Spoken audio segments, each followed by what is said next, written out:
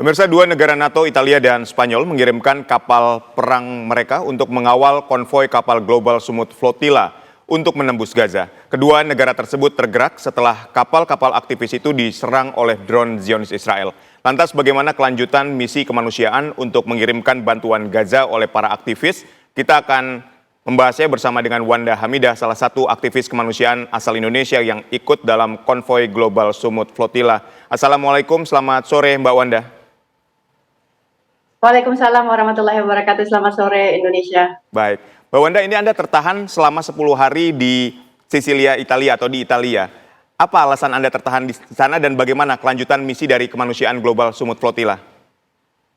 Oke, jadi seperti teman-teman tahu di berbagai berita dan media sosial ya, bahwa beberapa kapal yang berangkat mendahului kami itu sudah sampai di perairan Yunani dan mendapatkan serangan-serangan. Sementara beberapa kapal yang terlambat seperti kapal kami contohnya masih ada di Porto Paolo, Sisilia, dan seperti teman-teman ketahui bahwa tidak mudah jalan menuju Gaza. Saya merasa banyak sekali hambatan-hambatan yang tidak disengaja maupun hambatan-hambatan yang disengaja untuk mencegah para partisipan pergi ke Gaza.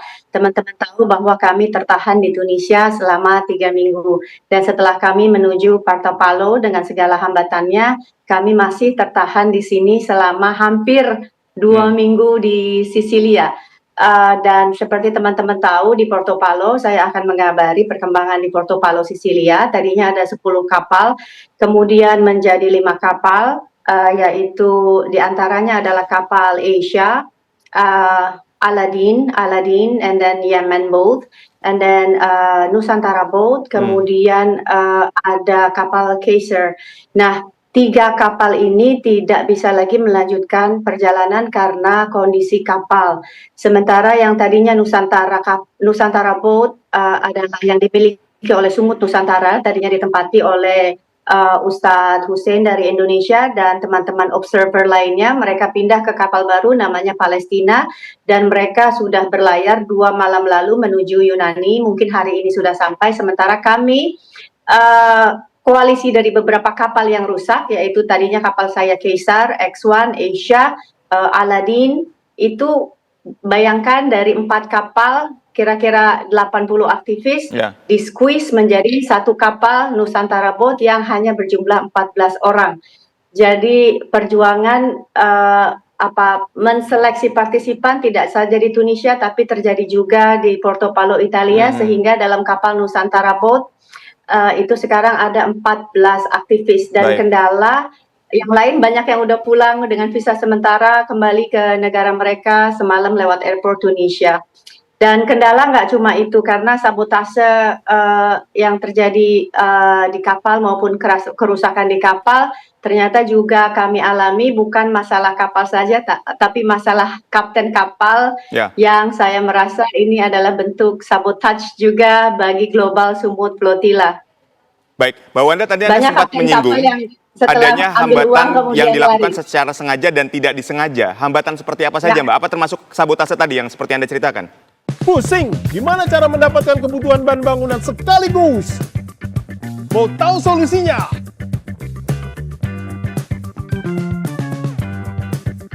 Ayo ke Depo Bangunan. Depo Bangunan dapat memenuhi semua kebutuhan bahan bangunan Anda.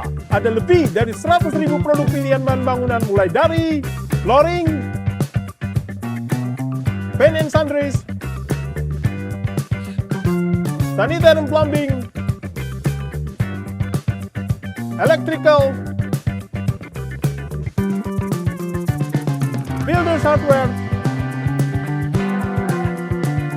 houseware and kitchen, tools and hobbies. Wih, lengkap ya, harganya bersaing. Ya, selain hemat, belanja di sini ada tambahan keuntungan. Ikut program belanja berhadiah 16 miliar Depo Bangunan. Belanja di Depo Bangunan, makin untung, dan untung. Depo Bangunan, supermarket bahan bangunan yang lengkap, nyaman, dan murah. Hanya di Depo Bangunan. Iya, misalnya nggak disengaja mungkin kayak kerusakan kapal, tapi yang kami alami di sini adalah banyak kapten kapal yang kabur atau membawa agenda misi tersendiri, kemudian mengambil uang dan kemudian kabur, tidak melanjutkan perjalanan gitu. Jadi ya we have to deal. Kita harus deal dengan problema-problema yang ada saat ini gitu. Tapi ya alhamdulillah saya tetap optimis bahwa kami akan memperbaiki kapal karena satu mesin mati, tapi kapal kami Nusantara Boat is a good boat, kapal yang bagus. Kami berharap masih tetap bisa berlayar dan sekarang kami harus mencari kapten baru karena kapten kami kabur. Baik. Dan ini nggak terjadi, cuma terjadi ini beberapa kali terjadi hampir di setiap kapal. Kendala kapten yang kabur atau minta uang gitu, kayak ya ada blackmail di sisi itu, tapi kami nggak menyerah dan akan terus berusaha ke Gaza. Ya, Mbak Wanda, jadi yang masih benar-benar bertahan dan meneguhkan hatinya untuk menembus blokade Gaza ini saat ini sisanya berapa peserta dari seluruh dunia, termasuk berapa negara di situ? Oke, di sini banyak negara. Kalau saya bisa hitung mungkin ada masih sekitar dari ratusan. Hari ini ya semakin lama pasti semakin sedikit ya karena banyak yang nggak tahan juga tekanan mental dan lain-lain.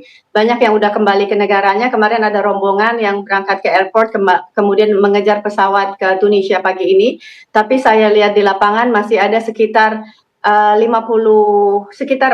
atau 50 orang, dan itu akan lebih sedikit lagi hari demi hari karena mereka memutuskan untuk pulang kembali ke negaranya.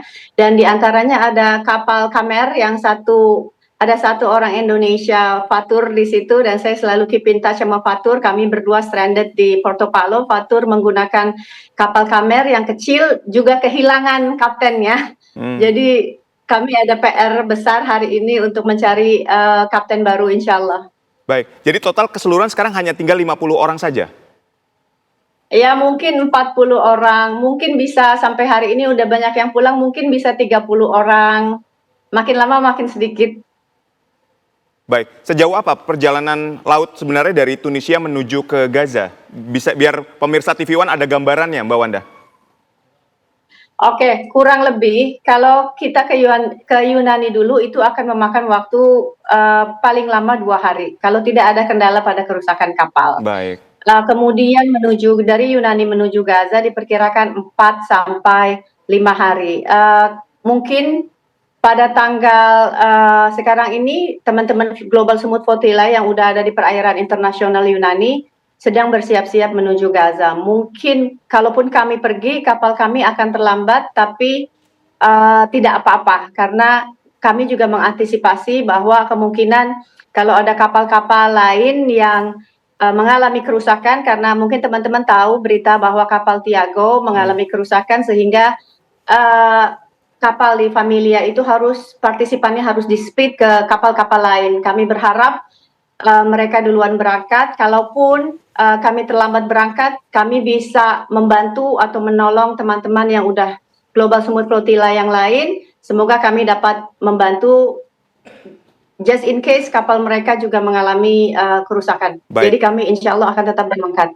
Saat ini aktivis dari Indonesia ini hanya tinggal Mbak Wanda dan Ustadz Hussein atau ada yang lain?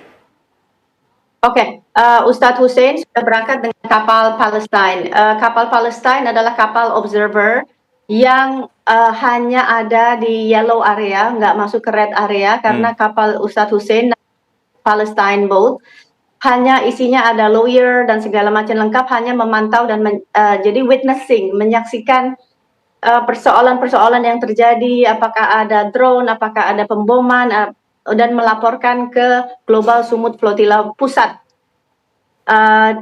Ustadz Hussein sudah berlayar dan hari ini sampai di Yunani. Kita ada 3 orang Indonesia dengan 3 kapal. Ustadz Hussein dengan kapal Palestine, kapal observer yang insya Allah sangat aman. Sekarang hari ini berada di Yunani.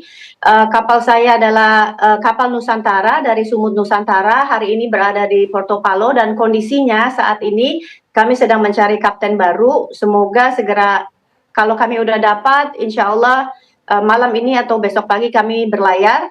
Dan satu lagi Indonesia Fatur dari Spirit of Aqsa. Kapalnya adalah namanya sailing boat, kamar, Ya. namanya kamar, dan keadaannya saat ini hampir sama seperti saya, nggak punya kapten, walaupun kapalnya dalam kondisi yang baik. Jadi ada 3 Indonesia, 2 masih di Porto Palu. Baik, ada 3 aktivis dari Indonesia, 2 masih di Porto Palu. Baik, untuk red area dan yellow area mungkin juga dapat dijelaskan kepada pemirsa TV One ini seperti apa dan siapa yang menentukan red area dan yellow area ini, Mbak Wanda? Global Sumut Flotilla sudah menentukan red area. Artinya gini, yellow area adalah kondisi perairan di mana itu perairan internasional yang masih dikategorikan aman. Sementara red area adalah setelah melalui perairan internasional di mana selama 20 tahun ini Zionis Israel menyerang kapal-kapal tersebut, sementara itu adanya di red area. Baik. Ya, mungkin Anda dapat menceritakan sedikit tentang penyerangan yang dilakukan oleh Zionis Israel dan hari ini sudah mendapatkan pengawalan dari 2 kapal perang dari Italia dan Yunani ya. Dan Spanyol maksud kami. Ya, itu hal yang sangat baik. Bahkan saya sendiri, saya dapat kabar juga Turki akan segera mengirimkan kapalnya. It's a good sign, it's a good news. Ya. Karena sebetulnya seharusnya hal ini tidak dilakukan oleh civilian, mestinya hal ini dilakukan oleh pemerintahan negara-negara yang harusnya melucuti senjata Israel sehingga blokade kemanusiaan bisa dibuka dan genosida bisa di-stop. Kalau hari ini ada kapal Itali dan kapal Spanyol, kemudian saya dengar kapal Turki akan menyusul untuk melakukan misi penyelamatan terhadap aktivis-aktivis Global Sumut Flotilla. Saya berharap ada kapal penyelamatan juga dari Indonesia. Baik, kita sama-sama juga akan melihat apakah pendampingan atau pengawalan dari kapal Italia, Spanyol, dan Turki nantinya ini akan dapat membuat rombongan dari Global Sumut Flotilla dapat menembus blokade yang dilakukan oleh Zionis Israel dan memberikan bantuan kepada warga Gaza yang sangat membutuhkan. Sekali lagi kami ucapkan terima kasih Mbak Wanda Hamidah telah berdialog bersama kami. Sehat dan jaga kondisi keselamatan Anda di sana. Terima kasih.